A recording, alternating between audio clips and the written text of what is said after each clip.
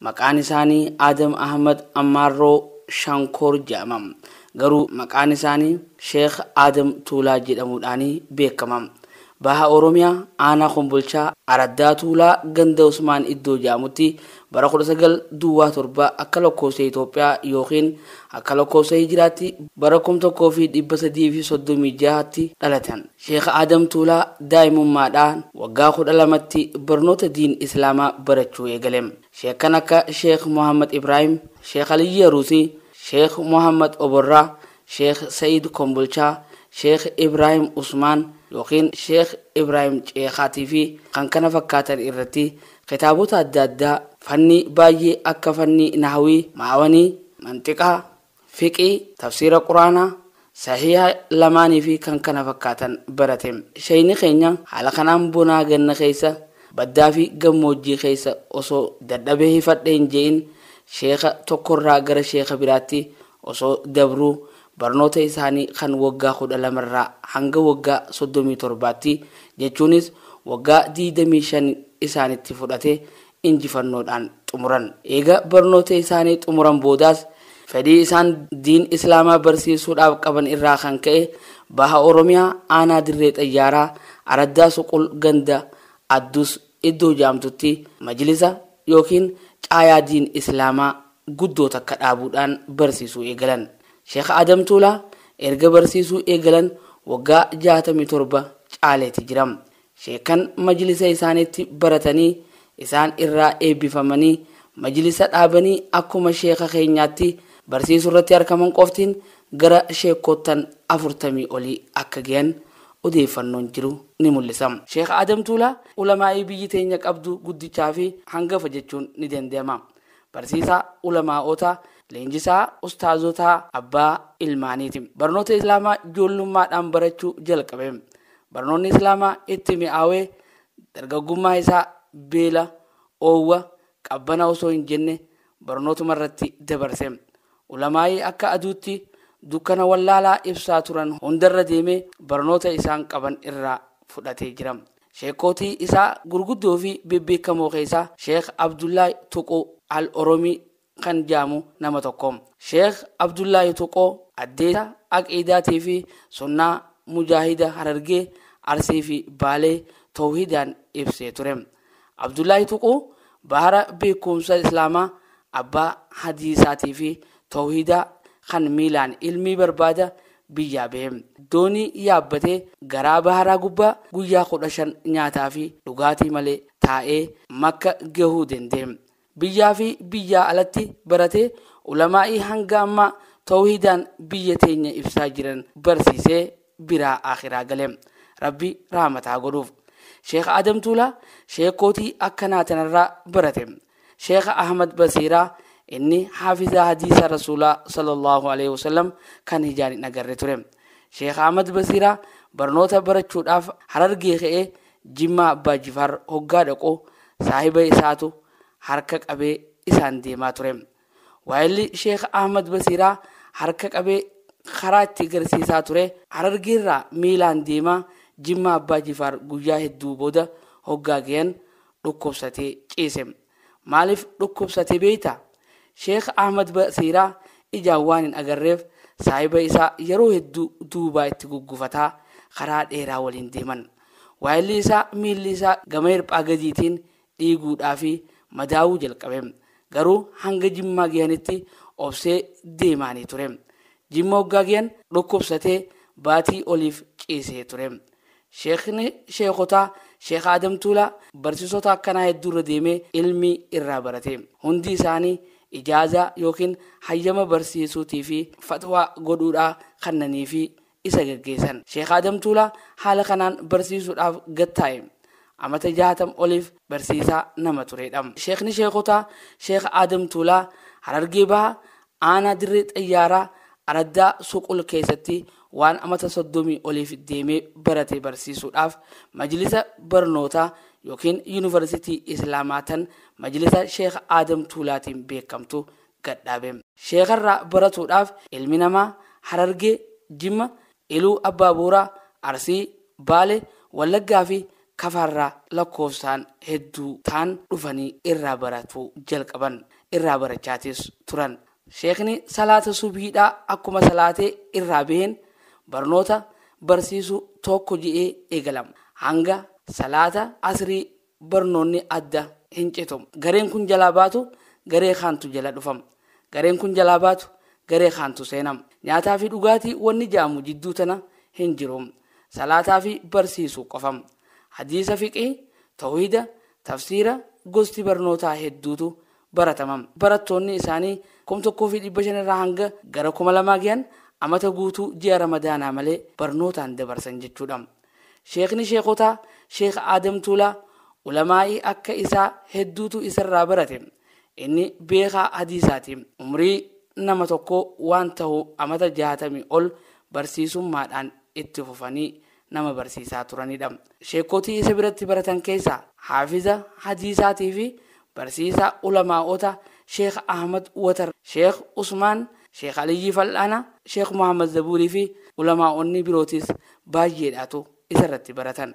Sheekotiin yeroo ammaa majlisa barsiisaa jiran tan isaan bira hin dabrin waa xiqqoodha. Waan ajaa'iba isinitti ta'u Sheek Adam Tuulaa Rabbi rahmataa godhuu fi du'aan addunyaarraa boqotanii malee maatii takkarraa dhaloota sadaffaa isaa barsiisee nama dabrii jirudha. Akkamitti jechuun keessan hin oolamu. Tokko isa biratti baratee sheeka tahee biraa bahee bakka biraatti barsiisuu jalqabe. Fuudhee ilmoo dhale. Ilmi isaa ammoo darasummaa hoggaa ga'u Sheek Adam Tuulaatti ergama. Ilmi isaa kunis baratee sheeka tahee fuudhee ilmoo dhalama. Ilmoo isaa Sheek Adam Tuulaatti akka barnoota Islaamaa baratuuf ergama. Kunis dhufee Sheek Adam Tuulaarraa baratee sheeka tahee barsiisaa nama jirudha. Haala kanaan Sheek Adam Tuulaa maatii tokkorraa dhaloota sadaffaa barsiisee nama dabreedha. Sheek Adam Tuulaa nama haqaaf dhaabbateedha. Aqiidaa salafaa qulqulluu facaasuu warra bida'aa ragaadhaan saaxiluu nama akkaan irratti hojjeteedha. Waan amantii Islaamaa faalleessu jallinoota adda addaa karaa bireedaa Quraanaa fi hadiisaatiin ummataaf ni ibsan. Sheekni darasaa qofa osoo hin taane warra biyyaa guutuu abbaa fi ilmaanis walumaan sagantaa barnootaa godhee fi barsiisaa ture. Kitaabolee garaagaraatis nama qopheessee jirudha. Gariin afaan Oromootiin, gariin ammoo afaan Arabaatiin qopheeffamee jira. Maxxanfamuu baatullee jechuudha. Sheekni zamana mootummaa dabree keessa akka biyyaa bahuuf dhiibbaan adda addaa itti godhamtee turte. Garuu didee obsaan ummata barsiisu filate. Rabbiinis laafisee fi rakkoo san cufa keessa dabree arma ga'e. Mootummaan Dargii ummata barsiisuu sheekaa waan jibbeef amata 2 Hararitti badii malee miidhaa hedduu mana hidhaa keessatti irraan ga'ee ture. Sheekni rakkoo san hunda dandamatanii yeroo mana hidhaarraa ba'an akkuma nama imaltuu deemee dhufee tokkotti barsiisummaa isaarratti gadi taa'ee barsiisu eegale. Tumeessa dur tumamerraa kan ka'e godaannisa guddaa miilarraa qabaachaa turan. Miilli yeroo garii tumaa sanirraa isaan ni dhukkuba jechuudha. Hojii hojjetaniif jannatul firdoosii rabbi isaaniif haa kennu jennam. Sheek Adam Tuulaa waggaa 70tti kan dhiyaatu majlisa ilmi barsiisaa eega turan booda Oktoobar 18 bara 2022 akka lakkoofsa Awurooppaatti guyyaa 30 toora salaata asrii umrii isaanii waggaa 110tti gara fuula rabbii deeman. Du'a Sheek Adam Tuulaa irratti hooggantoonni baay'een garagaraa argamuudhaaf xiqqaa guddaan dhiiraa fi dhalaan kanaasanii osoo hin jiin biyya Oromiyaa guutuurraa walitti bahanii awwaalcha isaatiif namni miiliyoonatti lakkaa'amu haala kanaan Sheek Adam Tuulaadhaa awwaalanii gara akhiraadhaa gaggeessaniiti jiran. Har'a addunyaan nama guddaa tokko dhabde. Rabbiin rahmataa godhuu fi jannatul firdoosiin isaan haa qananiisu jennaan. Miidiyaaleen garagaraa afaan garagaraatiin dabarsu kan akka Aljaziiraa, BBC, CNN, TVlee Suudaan garagaraa dabalatee gadda du'a Sheek Adam Tuulaa kan isaanitti dhagahame afaan isaanii kan garagaraatiin ibsachaatii jiran. Mee namoota bebbeekamoo fi miidiyaalee garagaraa kan gadda du'a Sheek Adam Tuulaa isaanitti dhagahame ibsatan tokko tokkotti haa ilaallu. Namoonni bebbeekamoon garagaraa gadda isaanitti dhagahamte ibsachaati oolan. Kana keessa hayyuu saayinsiitii fi amantii addunyaa kan ta'e Dr. Zakir Naik turan. Dr. Zakir Naik yeroo du'a Sheekh Adam Tuulaa dhaga'anitti akkana jechuudhaan gadda isaanitti dhaga'ame ibsataniiti turan. Inna lillahi wa inna ilayhi raaji'uun. Sheeyni beekamaa fi hayyuun amantii kan waggaa 80 ol Quraana barsiisuudhaan beekamu Sheekh Adam Tuulaa umrii isaa waggaa 110tti arra du'aan addunyaarraa boqotaniiti jiran. Rabbiin guddaan jannatul firdoos isaaniif haa kennu jechuudhaan hayyuun saayinsii fi amantii Dr. Zakir Naik gadda isaanitti dhaga'amte ibsataniiti jiran. Ustaad Raayyaa Abbaa Macaamoo yeroo du'a Sheekh Adam Tuulaa dhaga'etti akkana jechuudhaan fuula Facebook isaarratti maxxanseeti ture. Inna lillahi wa inna ilayhi raaji'uun. Gaaddifni darasaa waggoota meeqaantamaa akka waan jigeeti. Sheekh Adam Tuulaa gara fuula rahmaan deeman Rabbiin rahmataa godhuuf jechuudhaan Ustaad Raayyaa Abbaa Macaa gadda isatti dhaga'amte haala kanaan ibsateetu ture. Abbaan Qeyroo qabsaawaan Oromoo beekamaan Johaar Mahammad biyyaaf malee biyyeedhaaf hin qabsooyne jecha Sheekh Adam Tuulaa. Sheekh Adam Tuulaa gaafa waldhaba Somaaleetii fi Oromoo san furuudhaaf tattaafannu san ummanni lamaan atakaaroo daangaa dhiisanii biyya boru isaan lachuutiifuu taatu akka jaarratan gorsuudhaaf nuuf himan. Arraa hayyuu seenaa siyaasaatii fi amantii dhukeessii beekan dhabne. Bara Sheekh Bakrii Sabaloorraa kaasee hanga gadaa Qeyrootti qabsoo uummata Oromoo suduudaan keessa turan Sheekh Adam Tuulaa. Namootaan jireenya kiyya keessatti dhaggeeffadhee hin qufne keessaa kan hangafaate turan Sheekh Adam Tuulaa. Har'a gara fuula Rabbii deemaniiti jiran. Rabbii warra jannataa isaan haa taasisu jechuudhaan Johaar Mahammad Facebook isaarratti maxxanseeti ture. Kana malees Dr. Muhammad Saalaa yeroo du'a Sheekh Adam Tuulaa dhaga'anitti gadda isaanitti dhaga'amte wayita ibsatan fuula Facebook isaaniirratti. Inna lillahi wa inna ilayhi raaji'uun. Sheekh Adam Tuulaa hayyuun amantii waggoota 80 oliif amantii Islaamaa barsiisuudhaan beekamu umrii isaanii waggaa 110tti arra du'aan addunyaarraa boqotaniiti jiran. Rabbi rahmata isaaniif haa godhu jannatul firdoosiin isaan haa qananiisu jechuudhaan Dr. Muhammad Saalaa gadda isaanitti dhaga'amte ibsataniiti jiran jechuudha. Kabajamoon kantiibaa bulchiinsa Dirree Dhawaa obbo Khadiir Juwaar wayita du'a Sheekh Adam Tuulaa dhaga'anitti akkana jechuudhaan fuula Facebook isaaniirratti gadda isaanii ibsataniiti jiran. Du'a aalimaa fi barsiisaa amantii Islaamaa kan ta'an Sheekh Adam Tuulaatiin hedduu gaddeetiin jira. Rabbi dalagaa toltuu isaanii hundarraa haa qeebalu. Qobsuma isaanii qobsuma jannatul firdoos Rabbi haa godhu.